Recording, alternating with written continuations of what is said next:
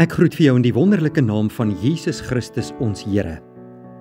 Hartlik welkom liewe vriende by ons aandiens van Uit die Woord Digitaal. In hierdie pragtige aand is dit ons voorreg om in die teenwoordigheid van die Here te wees rondom sy woord. Mag die Heilige Gees ons harte open en ons so inspireer dat ons lewens meer en meer God sal verheerlik. Kom ons word vanaand stil voor die lewende God van hemel en aarde. Ons slaan ons oë op na die berge. Waar sal ons hulp vandaan kom? Ons hulp is van die Here wat hemel en aarde gemaak het, wat trou bly tot in alle ewigheid en nooit laat vaar die werke van sy hande nie. Geliefdes, genade, barmhartigheid en vrede vir u, van God onse Vader en van Jesus Christus onse Here, deur die kragvolle werking van die Heilige Gees. Vriende, kom ons luister vanaand na hierdie pragtige geestelike lied en ons gee aan die Here die eer.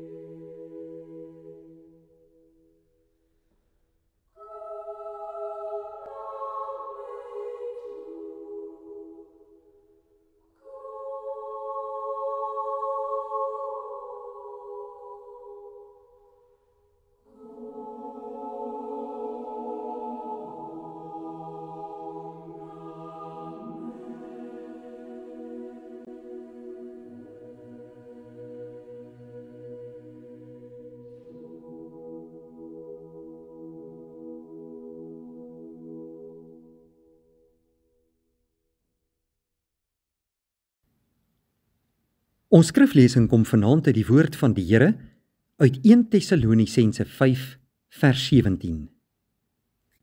Paulus skryf aan die gemeente van Tessalonika: Bid sonder ophou. Hierdie eerste brief aan die gemeente van Tessalonika is geskryf in die jare 50 na Christus en is waarskynlik Paulus se oudste brief wat hy geskryf het. Hierdie brief het Paulus geskryf vanuit Athene en is een van die vroegste Christelike dokumente. Tessalonika was die hoofstad van die Romeinse provinsie Macedonië en is geleë in die noorde van die Balkan skiereiland. Die gemeente het hoofsaaklik uit Grieke bestaan, wat uit die heidendom tot die Christendom bekeer is. Die gemeente was nie baie welvarend nie. Paulus het self hier baie hard gewerk om in sy lewensonderhoud te voorsien, volgens 1 Tessalonisense 2 en Filippense 4. Die vyhandige optrede van sekere Jode het die apostel en sy medewerkers gedwing om Tessalonika voortydig te verlaat, volgens Handelinge 17. Weens kommer oor hulle jong onervare gemeente, stuur Paulus vir Timoteus om hulle te besoek en te versterk. Hy keer terug met baie positiewe nuus.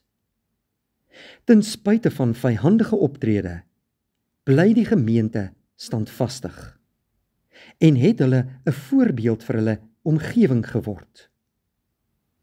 Tog is daar ook sekere vrae en probleme. Paulus skryf 1 Tessalonisense om sy dankbaarheid uit te spreek, maar ook om die gemeente aan te spoor om te volhard. Kwaadstokers het die integriteit van sy optrede verdag gemaak. Daarom beklemtoon hy die onbaatsigtigheid van sy evangeliebediening. Teenoor die losse heidense leefwyse in Tessalonika beklemtoon die apostel die noodsaaklikheid van 'n toegewyde lewenstyl in 1 Tessalonisense 4. In 1 Tessalonisense 5 kom Paulus en gee verskillende raadgewinge aan kinders van die Here. In ons teks wat ons vanaand gelees het, sien ons hoe hy Christene aanmoedig om te volhard in gebed. Gebed is die asemhaling van elke diepgelowige kind van die Here. Sonder gebed kan ons nie met God kommunikeer nie. Sonder gebed kan ons hom nie loof en prys nie. Sonder gebed kan ons nie voorbidding vir die wêreld doen nie. Sonder gebed kan ons nie ons hart se begeertes en behoeftes aan God bekend maak nie.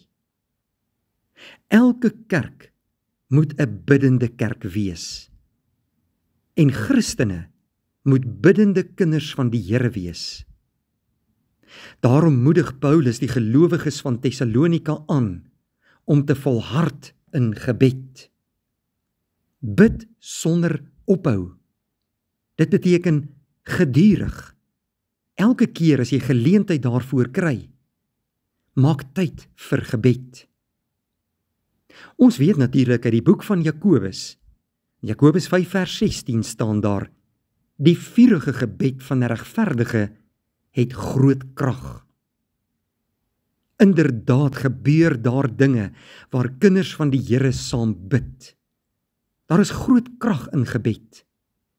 En ons moet nooit daarin twyfel dat God elke gebed verhoor nie. Hy luister na ons gebede en hy gee vir ons volgens sy wil. Ek en jy moet ons eie gebedslewe gaan ondersoek ook vanaand.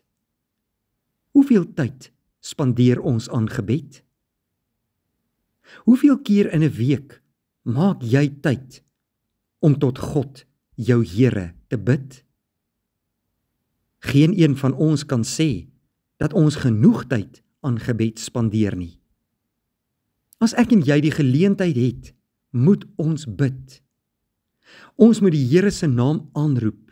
Ons moet hom loof en prys, dien en eer.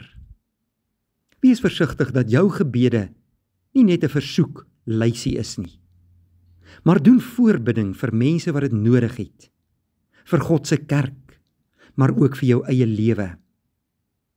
Loof God in jou gebede en dank hom vir wie hy is en wat hy vir jou doen.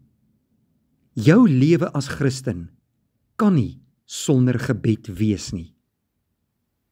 Paulus kom ook vanaand by hierdie mooi geleentheid en moedig ons almal aan om te bid sonder ophou. Hierdie nuwe week lê voor ons.